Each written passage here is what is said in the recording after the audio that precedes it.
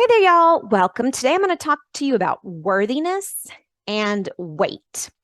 But before we get into that, just a reminder to subscribe. If you're a woman over 40 who wants to lose weight and you're looking for something different besides just another diet, another exercise plan, then you are in the right place. I am a weight coach for women over 40 who are ready to lose weight, but again, in a different way, right? Something that gets to the root of the problem instead of just sort of temporarily covering up with diet and exercise and then having it all come right back as soon as the diet is over.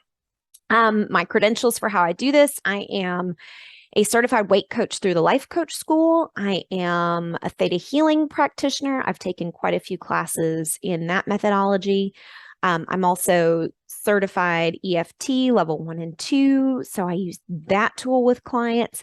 And probably most importantly, I myself lost 50 pounds at age 46 in 2020 in the midst of the pandemic. So this is something I've done personally, and I've helped many, many clients do this as well. In fact, my program's so good, it's backed by a money-back guarantee. If somebody completes the 4-month program and up to a year later, they're not happy for any reason, I give them their money back. So far, so good. I've got a 100% success rate. Haven't had anybody want to claim that yet. So if you're watching this, I would love to work with you. lisaduke.net/schedule. But for now, subscribe. All right. So today's topic: worthiness and weight. So this is a repeating theme that I was hearing coming up in my work with clients around worthiness.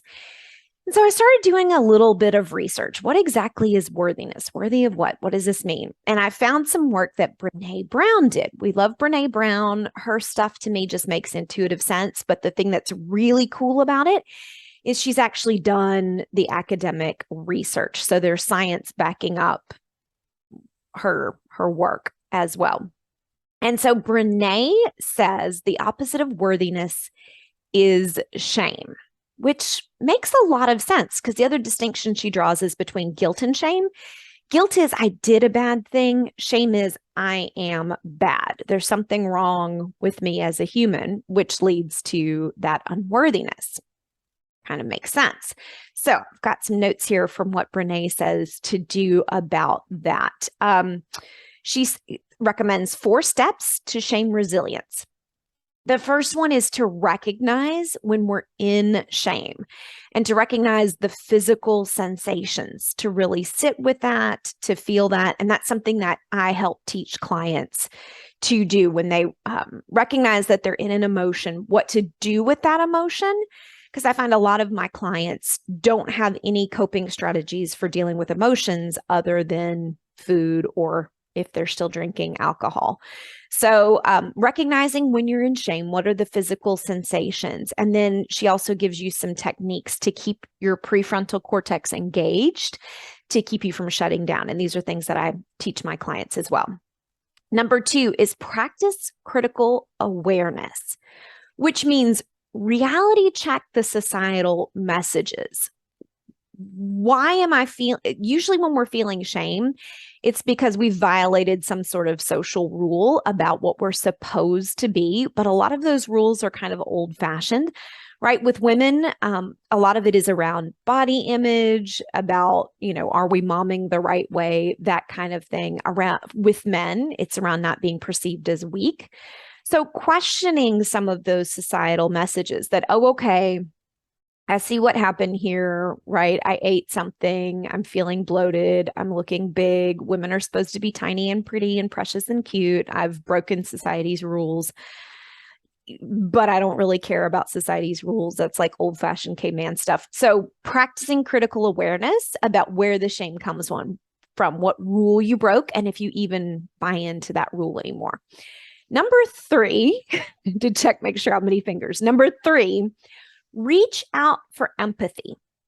And the important thing here is to someone we trust. So that could be a coach like me that's been trained on how to hold space, how to stay out of the pool. It could be a good friend. If you have, not every friend is going to work for this, right? But if you have a friend that can listen to you, empathize, then that's who you want to reach out to.